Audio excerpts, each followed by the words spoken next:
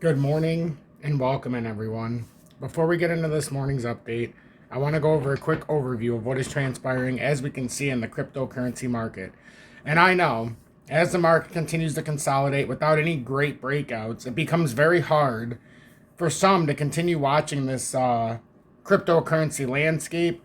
But I can promise you, if you maintain that due diligence day after day, if you continue to watch the setups, if you have multiple different ways of trying to assert like where this pattern can go, and you have the due diligence to actually set it up and try to figure things out at a more extreme level, we can start to see a general dynamic taking place. I've seen some comments about different style charts and things like that.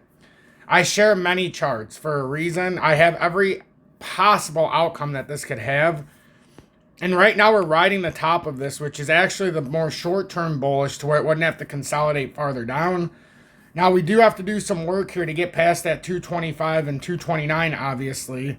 But our range has expanded a little bit this morning. And we'll go back up here so you can see the top of the range. It's at 22.2%.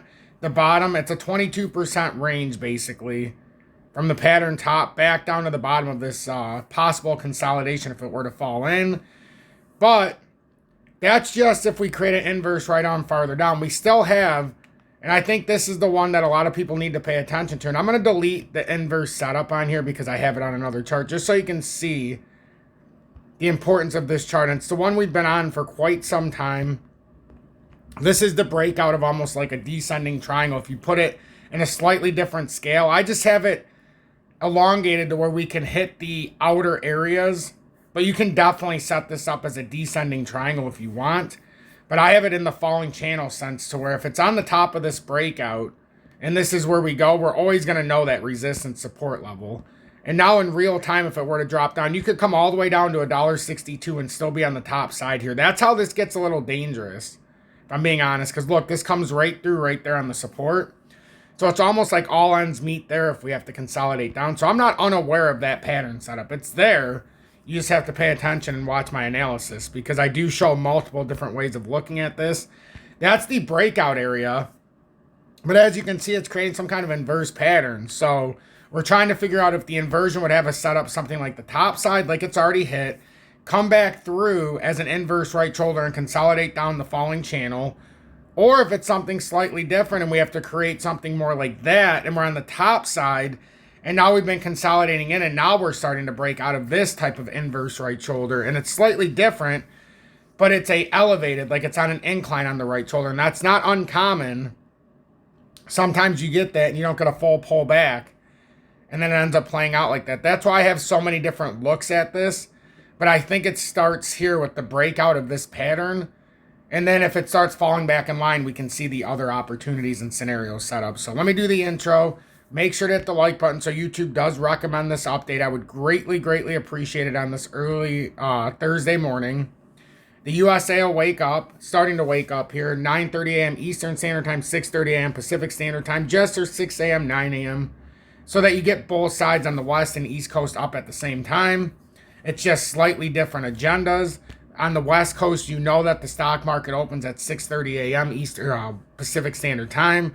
So, you know, there's a lot more volatility in that side of the country earlier just because of the way the trading works. And so we'll start to get a full dynamic of what's going on. This would be a day on Thursday for precious metals as they cool off a little bit. Not much, but a little bit today. This would be a good day for risk assets and such, to take some of that money, because a lot of money was finding its way out of risk assets in the stock market and going into the deemed safe haven that's been for thousands and thousands and eons of years, which is gold, and then silver to a lesser extent for retail and so on and so forth. But there's going to be that anomaly moment. Like silver is a great bargain right now because of the gold silver ratios at 102.7 to 1. It's like there's only been so many times in history when it's been higher than this. Gold was down more than $9 overnight. It had fallen down a little bit, not much. Came down to 3,311. So it was down about $30 overnight, but it's parred most of those losses except for 0.25%, which is pretty remarkable. Silver's down 1.22%.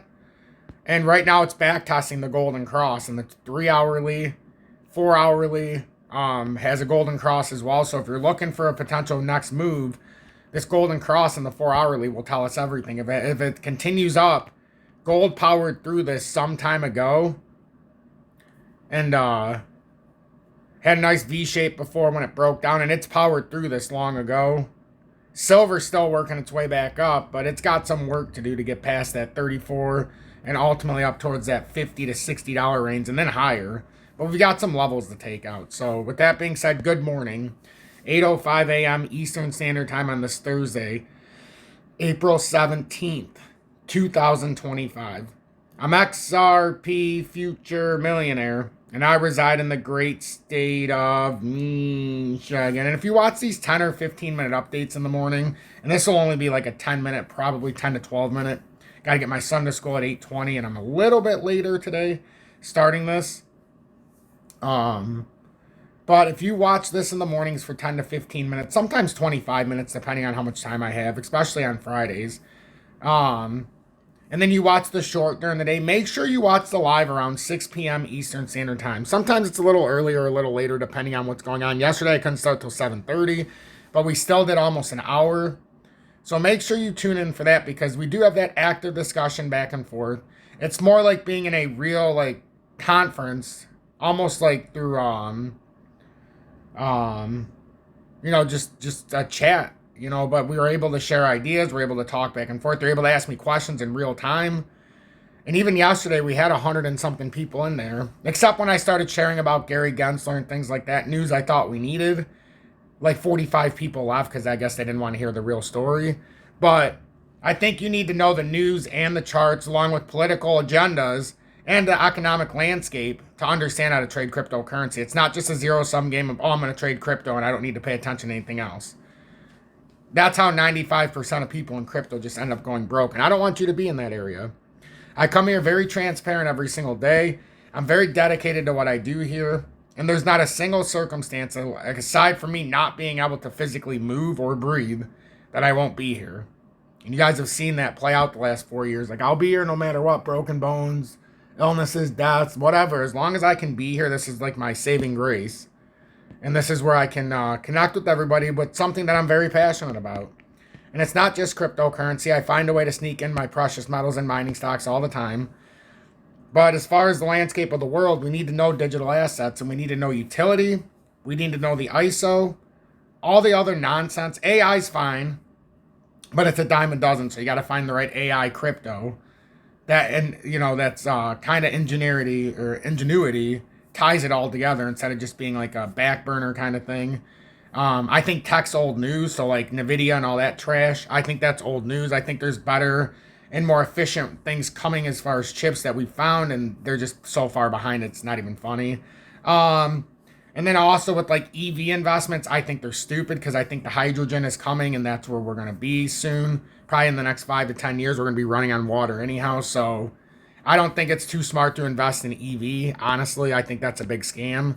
So that's just where I sit. So my alignments are so to say, in that way. I don't necessarily like government bonds, especially at this time. I ride CDs at times. Right now I'm not, just because of the inflationary pressure. After my thing expired, I decided to take it. And now I'm looking at a silver pullback. And then I'll just ride it through the silver bullion. So we'll see what happens there. With Bitcoin, we still got this golden cross in the 4 hourly. We've revalidated it right now. And as long as we hold this, our next short target's going to be 87,691. Second target, if we can stay on there and hold, 93,136. But we're not done. Like, if this does break out, these you could say is like a descending triangle. And if this does, in fact, carry through, I mean, you've got a nice scenario here that could play out. So we do have a nice shot here of a breakout. It's just we're heading into that pesky weekend again, right?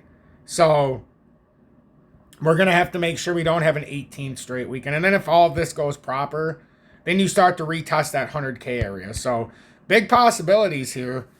I like trying to take advantage of a market when a lot of people don't know what's going on. So they're buying and selling into oblivion in levels where they really should be just holding for consolidation instead of, buying so much or selling so much. This isn't the range in most to just be like, oh, I'm going to make my first purchase here. Because I would argue, why didn't you make that first purchase when XRP was down at 163 then? Oh, I was waiting for $1.50, Tom, so then I bought it at 210 out of fear. No, you buy the 163 down to $1.50. If you didn't buy it there, you shouldn't be buying it here out of fear. Now, if you want to buy it here because you don't know any better or you believe in it, that's another story. But don't buy here out of fear, because this is where you get compounded into, so to say, the ground. So with that being said, I'm going to release this here. I'm XRP Future Millionaire. We talked a lot.